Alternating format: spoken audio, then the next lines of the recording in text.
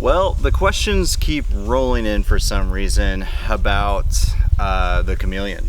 And so we figured we put together another little video, similar concept to what we just did with the arc hauls, about, 1 year later, how we feeling about the Chameleons. So this video, we're just gonna go through our likes, our feedback, and kind of discuss, how we're feeling a year later. So we got these Chameleons. We actually ordered them. Well, I ordered mine last January because I got it on the Kickstarter, but they didn't arrive till like the end of May. Andy got his at that time too. So we've had them for just under a year, like 11 and a half months. Like we did with the arc haul, we're gonna round that up. We'll round it up to a year. But we have put in almost 20 nights in this thing, like 15 to 20 nights. That's a lot of use. Yeah, for weekend warriors like us. For weekend warriors, 15 to 20 nights backpacking a year, that's pretty good. But yeah, like Andy said, we've been asked a lot about it, so we're gonna kind of revisit this 1 year, and let's start with what do we like about this hammock? Obviously, I think I've slept in the Warbonnet Blackbird, which I still own. I've slept in both the double and single layer. I've slept in a Warbonnet Ridge Runner, and I've slept in the Chameleon now.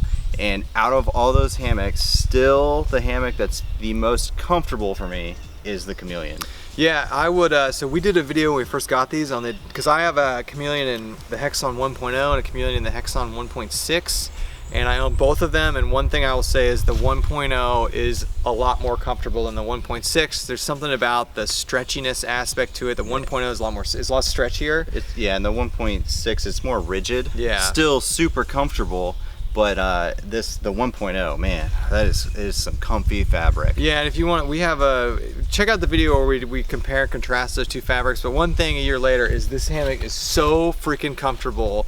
And it's probably a little bit of both the hammock itself and the fabric, but we will recommend the 1.0 over the 1.6 if you like a more sinking, stretching feel in your hammock. If you like a firmer lay, I guess, go with the higher. Yeah, and obviously, there's some weight limits you got to pay attention to, so if you can't get the 1.0, you're still going to get a great comfortable hammock with the heavier weight fabric. So a couple of things I want to touch on is, the drawing point to this hammock was, on top of like the modularity aspect of it, the ability to both change your lay direction and zip in and zip out on both sides, and that was like a big draw for me. But I have never once changed the lay, and I have never once gone in and out from the hammock on different sides. So that's something that we're not utilizing. It's just not a big deal for us. That was a surprise. Now it is nice. So we were in Linville Gorge last weekend, and I was getting a little bit of like rain spray on the other side of my hammock, so I was able to unzip the other side and do some like tweaking with it. So that was nice. But like we've never changed the lay direction. That just hasn't been a big deal for us, So something like a lesson learned is like, I don't know. We just set our hammock up. It's just like our Blackbird days. Like we know where the head end is, even though you can change where the head end is. But we've never changed the lay direction. Never felt the need to. It's always just been super easy to set up, and I know where the head is every time, and I'm good to go.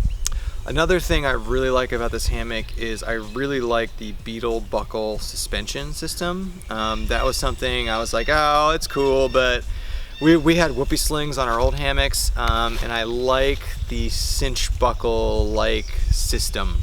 Yeah, I mean, are there lighter suspensions out there? Yeah, of course. Yeah, but I think that this suspension system is quick and easy to put up. Yeah. And I don't have to worry about a lot of little nitpicky things. It's very user friendly and easy to use. Yes, you can get lighter suspensions out there. So there's been some. I think one of the complaints online, and these may just be people just talking to talk, but I feel like I've seen a lot of people getting annoyed with how many accessories and options Dutch has been releasing for the Chameleons. We're not annoyed by it. Yeah, we're not annoyed. And it's not like anybody's out there forcing you to buy all the accessories, but yes, Dutch has a lot of different options for the Chameleons, and I'm sure he'll be releasing a lot more. You know, it's up to you on what you want to accessorize your hammock with. No one's telling you you have to buy a sidecar and a top cover, Yeah. and you know, a peak loft. But I really enjoy the fact that I can customize the hammock to what I want. And I've found for me that I prefer a more simplistic, you know, approach to the hammock. Kevin likes all the accessories, so Bling it out. yeah, so I mean, that's just the great thing about the Chameleon, and a lot of other hammock manufacturers, I feel like, are starting to kind of catch on to Yeah. that option about modularity and releasing accessories and tailoring the hammock to, you know, giving you the option on what you want to do with the hammock. And I think that's one of the huge advantages to the Chameleon. So let's talk about accessories, because over the last year we have bought basically every accessory for this hammock, and we have an entire video on general hammock accessories, so we're not going to go too far into it. We'll say over the course of a year, the one accessory you should get is a peak loft. Yeah, I think we both agree that the peak loft is probably our most useful accessory that we've bought for them. You should just get it with your hammock. Yeah. You need everyone needs some sort of storage thing in there. You know, I have a sidecar, I have everything, but regardless of trip or anything like that, I'm always gonna keep a peak loft on there. It's super useful. Other than that, in terms of accessories, I mean, I have the sidecar. I've used it a few times. The peak loft for me accomplishes what I needed the sidecar for, so I'm probably not going to use the sidecar much, but I am very intrigued about the built-in sidecar to the bug net. Haven't tried that out yet, but beyond that, as far as top cover. We'd recommend the top cover as well. We both have those. Top covers in general are good in the winter, but other than the top cover and the peak loft, I wouldn't recommend any accessory, like just from a high level. It just depends what you're doing. You know, I like the sidecar, whatever, but 1 year later, for sure recommend both the top cover and the peak loft.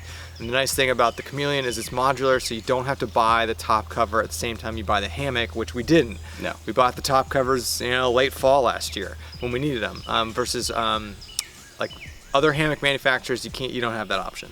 Something that I keep going back to that I think is just a great stock thing that comes with the Chameleons are the pack hooks. Yes, the pack hooks. You know, my Blackbird, I love that hammock. I still use it, but Blackbird doesn't have the pack hooks. I really like how the pack hooks hold the underquilts in place. It makes a huge difference to me. That was something I wasn't expecting either. Yeah.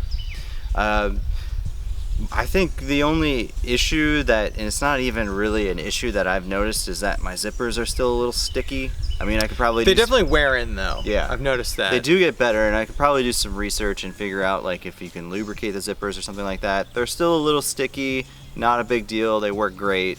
They're really sticky when you first get the hammock. Yeah. But they do work in. Yep. But yeah, so I don't really have much other. I wouldn't even call that negative feedback. No, but yeah, the zippers definitely require a wear in. In terms of general wear and tear, the hammock has held up great. You know, multiple trips, multiple environments, hot, cold, wet, dry. The hammock really, from a durability standpoint, has been absolutely fine. The bug netting has been fine, no rips or tears in that. The continuous loops on the end are starting to get like a slight amount of fray, but not to the point where it's worrisome, but that's any hammock's gonna get that. So overall, the durability, which we knew it would be great, has been really good. Yeah. And you know, 1 year later, we're still just as happy with this hammock as we were a year ago, and it's still our default hammock for sure. Yeah, I mean, there's you know, we like gear. There's a lot of cool hammocks, you know, on the market. And I really must say that I'm not getting this urge to buy something different, to try something new. We just keep buying new accessories that come out for this. Yep. So, super satisfied 1 year later. Can't recommend the hammock enough. And yeah, if you're in the market for a hammock, I can't recommend the Chameleon enough.